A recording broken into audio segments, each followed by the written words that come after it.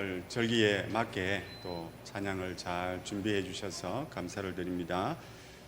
우리 하나님 말씀은 베드로전서 2장 4절부터 10절까지 말씀입니다.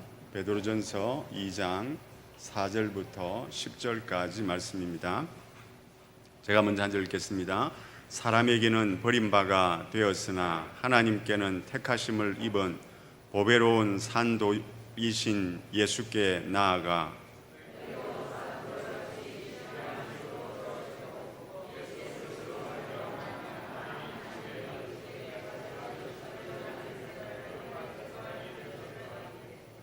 성경에 기록되었으되 보라 내가 택한 보배로운 모퉁이돌을 시온에 두노니 그를 믿는 자는 부끄러움을 당하지 아니하리라 하였으니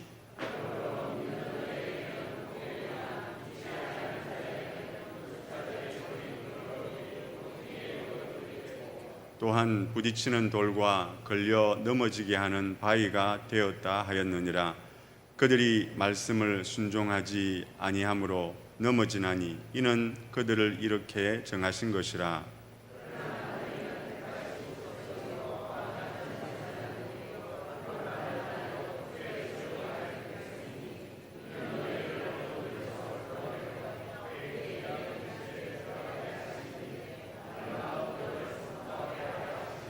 같이 읽겠습니다. 너희가 전에는 백성이 아니더니 이제는 하나님의 백성이요 전에는 긍휼을 얻지 못하더니 이제는 긍휼을 얻은 자니라. 아멘. 스페인의 바르셀로나에 가면 사그라다 파밀리아 대성당이 있다고 합니다. 이 성당의 높이가 172m로 세계에서 가장 높은 그런 성당이라고 합니다. 그런데 이것보다 이 성당이 더 유명한 것은 이 성당이 공사 중에 있는데, 지금도 공사 중에 있는데 140년째 공사 중에 있다고 합니다. 이 성당은 천재 건축가로 알려진 안토니 가우디가 설계를 하였는데 1882년에 공사를 시작해서 지금까지도 공사를 계속하고 있고, 공사가 완성되는 예상 연도가 빨라야 한 2030년, 2040년 정도까지 공사가 진행될 걸로 그렇게 예상을 하고 있습니다. 예수님 당시에도 이와 비슷한 건물이 있었습니다. 헤롯 왕이 만든 성전입니다.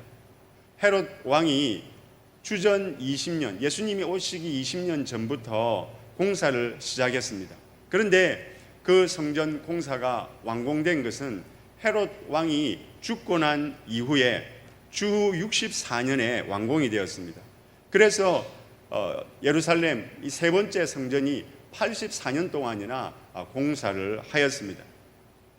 예수님 당시에도 공사를 하고 있었는데 50년 가까이 공사가 진행 중에 있었습니다.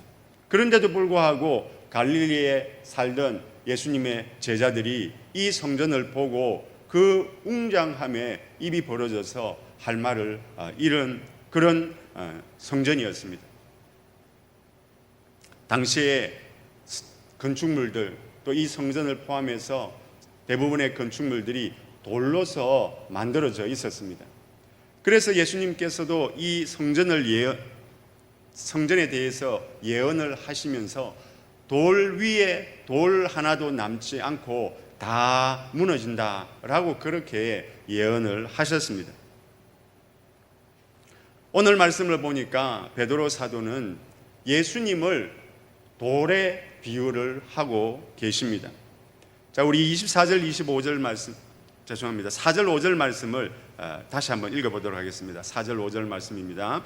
사람에게는 버림바가 되었으나 하나님께는 택하심을 입은 보배로운 산돌이신 예수께 나아가 너희도 산돌같이 신령한 집으로 세워지고 예수 그리스도로 말미암아 하나님이 기쁘게 받으실 신령한 제사를 드릴 거룩한 제사장이 될지니라. 우리 예수님께서 건축가가 되어서 집을 지으셨습니다. 그런데 예수님께서 지은 집은 돌로 만든 집이 아니었습니다. 예수님 자신과 예수님을 믿는 성도들이 재료가 되어서 영적인 집을 예수님께서 지으셨습니다. 곧 교회라는 공동체를 예수님께서 지으신 것입니다. 성전은 돌로 만들었습니다.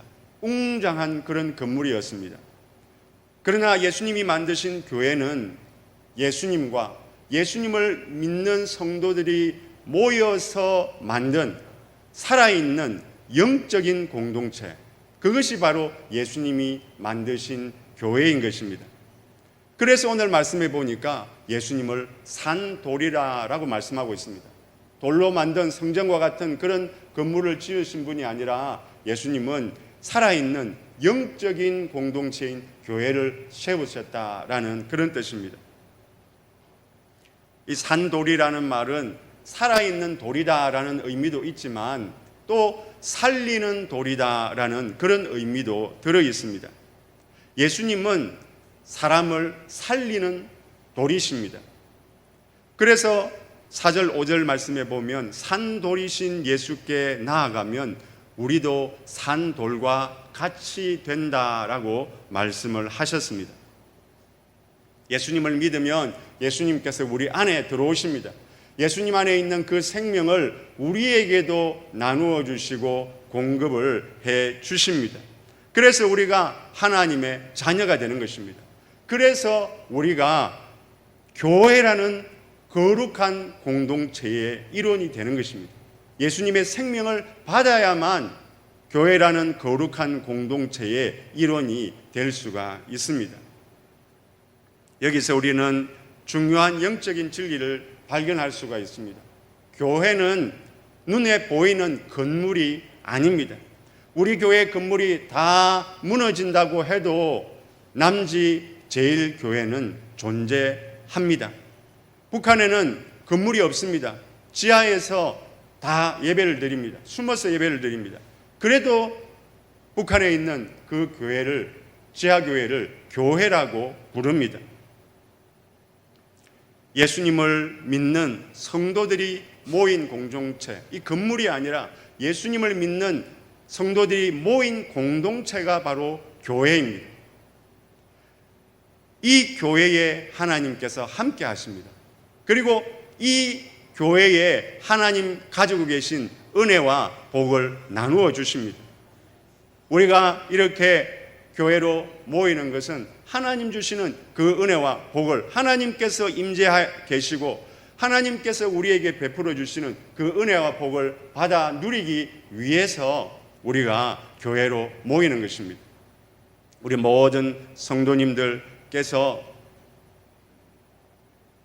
우리가 영적인 공동체, 우리 예수님이 만드신 영적인 공동체의 일원이라는 이 사실을 기억하시고 예수님께서 그 공동체 가운데 함께 하시고 은혜와 복을 내려주신다는 이 사실을 기억하시고 우리 남지제일교회 안에서 신앙생활 잘 하심을 통해서 예수님께서 우리에게 주시겠다고 약속하신 그 풍성한 은혜와 복을 받아 누리실 수 있는 저와 우리 모든 성도님들이 다 되실 수 있기를 주님의 이름으로 축복합니다. 구약의 성전은 하나님이 사시는 집이었습니다. 이스라엘 백성들이 40년 광야 생활을 할 때에는 성막이라는 집을 만들어서 하나님께서 이스라엘 백성들과 함께 살고 싶어서 성막이라는 집을 만드셔서 함께 사셨습니다. 그리고 이스라엘 백성들이 가나안 땅에 들어간 후에는 하나님께서 성전이라는 집을 짓고 이스라엘 백성들과 함께 사셨습니다. 하나님은 거룩하십니다. 늘 죄를 짓고 살아가는 사람들은 하나님께 가까이 나아갈 수가 없습니다. 그래서 하나님께서 하나님과 이스라엘 백성들 사이에 제사장을 세우셨습니다. 제사장이 짐승을 잡아서 그 피로 죄를 씻고 백성을 대표해서 성소에 들어가서 하나님을 만나는 것입니다. 그런데 오늘날에는 더 이상 성전이 없습니다. 이제 교회가 성전입니다. 성도들이 모인 이 공동체, 교회라는 공동체가 바로 하나님께서 사시는 집입니다. 그래서 바울 사도도 예수께서 친히 모퉁이 돌이 되셨고 너희도 하나님이 거하실 처소가 되기 위하여 함께 지어져 간다라고 하였습니다. 성도들이 모여서 만든 이 교회라는 공동체 안에 예수님께서 임재하고 함께 하시는 것입니다. 특별히 우리가 주님의 이름으로 모일 때 하나님께서 그 가운데 함께 하십니다. 오늘 이 시간도 우리가 주님의 이름으로 모였습니다. 하나님께서 우리의 찬양과 예배를 받아주십니다. 뿐만 아니라 하나님께서는 이곳에 임재하셔서 하나님 가지고 계신 온갖 좋은 은혜와 복들을 우리 성도님들에게 허락해 주십니다. 그래서 우리는 예배로 모일 때마다 하나님의 임재하심을 기대해야 합니다. 하나님께서 이곳에 임재하신다, 내 예배를 받아주신다라는 믿음을 가져야 합니다.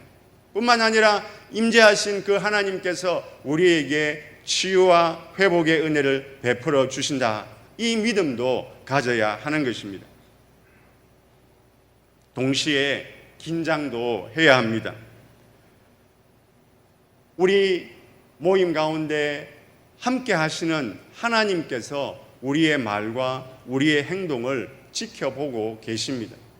우리도 다른 사람의 말을 들을 때 왜 저 사람은 저렇게 말을 하지라고 생각할 때가 있습니다. 하나님께서도 우리의 말과 우리의 행동들을 다 지켜보고 계십니다. 왜 저 집사는 저렇게 행동을 하지? 그런 말을 들어서는 안 되는 것입니다. 우리가 주님의 이름으로 모여가지고 세속적인 이야기를 한다든지 불신앙의 말을 한다든지 아니면 다른 사람 험담을 하고 안 좋은 점을 이야기한다든지 그런 일을 해서는 안 되는 것입니다. 우리가 모일 때마다 하나님 기뻐하시는 그런 말을 하고 하나님 기뻐하시는 그런 행동을 하면 하나님께서 우리에게 안 그래도 은혜와 복을 내려주시는데 그렇게 하나님 기뻐하시는 말을 하고 행동을 하면 하나님께서 우리에게 더욱더 큰 은혜와 더욱더 큰 복을 허락해 주실 것입니다. 우리가 모일 때 하나님께서 우리 가운데 함께 하십니다. 그러면 우리가 가장 힘써 행해야 할 일이 무엇이겠습니까? 우리 5절 말씀을 다시 한번 읽어보겠습니다. 5절 말씀입니다. 너희도 산돌같이 신령한 집으로 세워지고 예수 그리스도로 말미암아 하나님이 기쁘게 받으실 신령한 제사를 드릴 거룩한 제사장이 될지니라. 우리가 힘써 행해야 할 일은 바로 거룩한 제사장이 되어 하나님 기뻐하시는 예배를 드리는 것입니다. 예수님을 믿으면 하나님께 제사를 드릴 수 있는 거룩한 제사장이 될 수가 있습니다. 구약시대 대제사장은 1년에 한 차례씩 백성들의 죄를 씻기 위해서 짐승을 잡아가지고 그 피를 가지고 지성소에 들어가서 지성소에 있는 언약궤 위에다가 그 피를 뿌립니다. 구약시대에는 이렇게 오직 제사장만이 하나님 계신 집에 들어갈 수가 있었습니다. 하나님을 만날 수가 있었습니다. 그러나 예수님께서 오신 이후에는 이 모든 것들이 변하게 됩니다. 성도들이 모인 공동체가 이제는 성전이 됩니다. 옛날에 있던 성전은 다 무너져 버렸습니다. 이제 예수님을 믿는 성도들이 모인 교회가 성전이 되었습니다. 그리고 예수님을 믿는 우리가 제사장이 되어서 다른 누구를 거치지 않고 바로 예수님께 나아가서 제사를 드리고 예배를 드릴 수가 있는 것입니다. 하나님께서 사람을 만드신 목적이 무엇입니까? 하나님께서 사람을 만드신 목적은 찬양을 받으시기 위해서 만드셨다라고 말씀하고 있습니다. 하나님께서 세상을 창조하신, 우리가 눈으로 볼 때에도 자연과 천지 만물을 바라볼 때 하나님의 그 창조의 솜씨의 그 위대함을 느낄 때마다 정말 하나님은 위대하구나, 하나님은 대단한 분이구나 깨닫게 됩니다. 그러면 자연스럽게 우리의 입에서 찬양이 흘러 나오는 것입니다. 하나님께서 우리를 구원하신 목적도 마찬가지입니다. 우리에게 예배를 받으시기 위해서 하나님께서 우리를 구원해 주셨습니다. 예수님께서 우리를 구원하시기 위해서 십자가에서 모진 고난을 당하셨습니다. 그것도 우리가 아직 죄인이었을 때, 아직 하나님을 모르고 온갖 죄를 저지르고 있을 그때에 예수님을 보내어 주시고 우리를 위해서 십자가에 못 박혀 죽게 하셨습니다. 이 은혜를 깨닫게 되면, 이 정도로 하나님께서 나를 사랑하신다는 사실을 깨닫게 되면 우리의 몸이 자연적으로 굽혀지고 하나님께 굽혀지고 하나님께 예배를 드리지 않을 수가 없는 것입니다. 내려놓음이라는 책을 쓴 이용규 선교사님이 몽골에 있는 한 예배 처소에서 예배를 드리게 되었는데, 벌러르라는 그 자매가, 몽골 자매가 땀이 범벅이 되어서 교회 안으로 들어섰습니다. 이 자매는 몇 달 전에 선교팀의 기도를 받고 들리지 않는 그 귀가 들리게 된 그런 자매였습니다. 예배가 시작되기 몇 시간 전에 소를 잃어버렸습니다. 그 몽골은 목축을 하는 나라이기 때문에 예배가 시작되는데 그 소를 잃어버린 것입니다. 소를 찾으러 막 뛰어다니다가 예배 시간이 되었구나 해서 이렇게 그 먼 길을 뛰어가지고 이렇게 교회로 나온 것입니다. 이 모습을 본 선교사님이 이렇게 하나님께 기도를 하였습니다. 하나님, 이 자매가 소가 아니라 예배를 선택했는데 그 선택이 부끄럽지 않게 해 주십시오. 이 자매가 소를 다시 찾을 수 있게 해 주십시오 라고 그렇게 기도를 하였습니다. 하나님께서 그 기도를 들어주셨습니다. 예배가 마치자마자 그 소가 혼자서 그 교회로 온 것입니다. 예배를 마치니까 그 소가 교회로 와 있었던 것입니다. 자매는 받은 은혜가 너무나 감사해가지고 소가 아니라 예배를 선택했습니다. 그랬더니 하나님께서는 이 자매에게 예배와 소, 이 둘 다를 허락해 주신 것입니다. 하나님께서 우리에게 하나님의 가장 귀한 것을 우리에게 허락해 주셨습니다. 그렇다면 우리도 그 은혜에 감사해서 우리의 가장 귀한 것을 하나님께 드려야 합니다. 하나님께서 기뻐 받으실 만한, 하나님께서 감동 받으실 만한 그런 예배를 우리가 하나님께 올려 드려야 합니다. 우리가 예배 시간에 엉뚱한 다른 짓을 해서는 안 됩니다. 우리가 찬양을 할 때 우리의 온 마음을 다해서, 온 정성을 다해서 하나님께 찬양을 올려 드려야 됩니다. 대표 기도를 할 때에도 장로님이 하시는 기도가 아니라 그 장로님의 기도를 우리가 마음으로 따라하면서 내 기도가 되어야 됩니다. 설교를 들을 때도 하나님이 말씀하신다라고 생각하면서 집중해서 들어야 됩니다. 예물을 드릴 때도 그 예물을 드리는 그 예물 속에 우리의 마음이 담겨 있어야 합니다.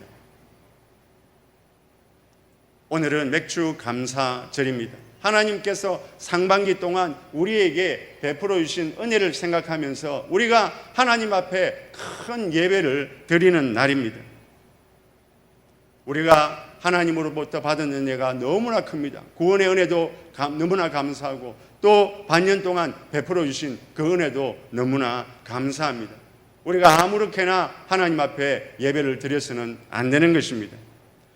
찬양하고 말씀을 듣고 예물을 드릴 때에 우리의 온 마음과 정성을 다하여서 하나님 기뻐하시고 하나님 감동시키는 그런 예배를 드려야 하는 것입니다.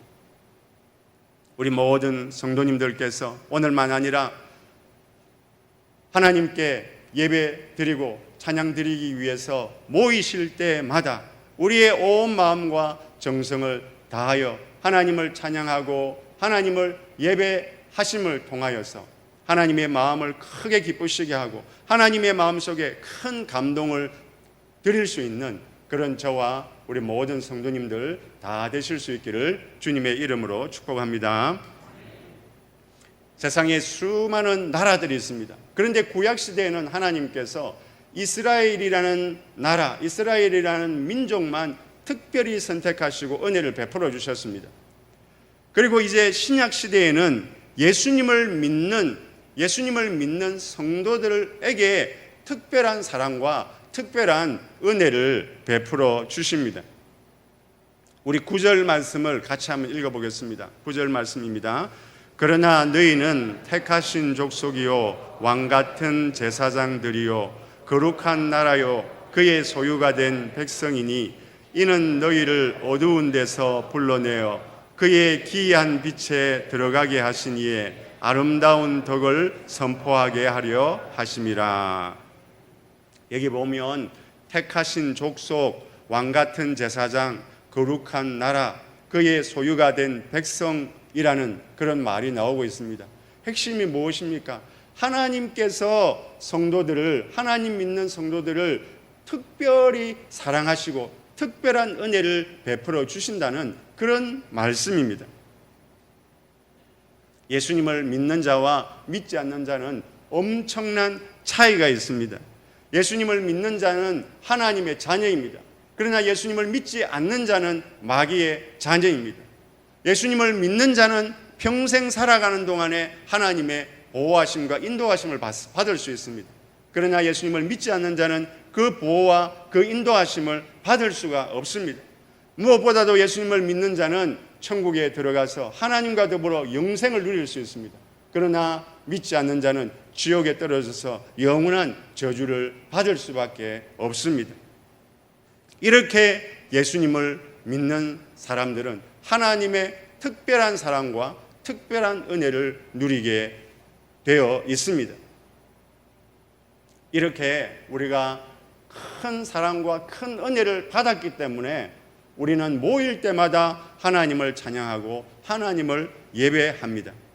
뿐만 아니라 우리가 교회 밖을 나가면, 세상으로 나아가게 되면 우리가 받은 이 은혜를 세상 사람들에게 자랑해야 합니다.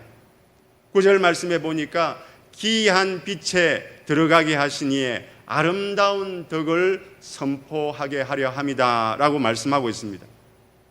사마리아 여인도 예수님을 만나고 예수님이 메시아라는 사실을 깨닫고 난 이후에는 물동이를 버려두고 마을로 뛰어가서 사람들에게 내가 예수님을 만났다, 내가 예수님을 만났다 라고 그렇게 전도를 하였습니다.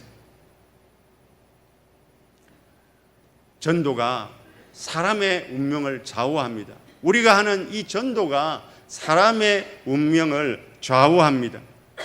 전도를 받고, 우리의 전도를 받고 예수님을 믿는 자는 구원을 받고 하나님의 자녀가 되어서 하나님 주시는 온갖 은혜와 복을 받아 누리게 됩니다.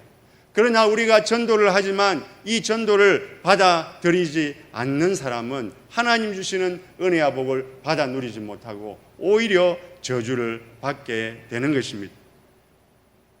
이 사실이 진짜임을 믿는다면, 우리가 전한 그 복음이 영원한 운명을 좌우한다는 이 사실을 믿는다면 우리는 무슨 수를 써서라도 우리의 믿지 않는 가족들과 믿지 않는 친구들과 믿지 않는 그런 이웃 사람들에게 복음을 전하지 않을 수 없는 것입니다. 전도하지 않을 수 없는 것입니다.